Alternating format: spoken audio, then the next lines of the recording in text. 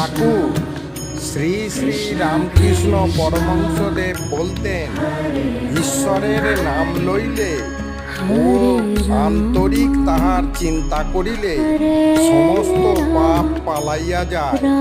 যেমন তুলার পাহাড়ে অগ্নি স্পর্শ করিলে এক্ষণে পুড়িয়া যায়, অথবা যেমন বৃক্ষে অনেক পাখি বসে আছে, হাততালি দিলে সমস্ত পাখি উড়িয়া যায়। বন্ধুগণ, যদি ভিডিওটি ভালো লাগে আর যারা চ্যানেলটি সাবস্ক্রাইব করেছেন তাদেরকে অসংখ্য ধন্যবাদ।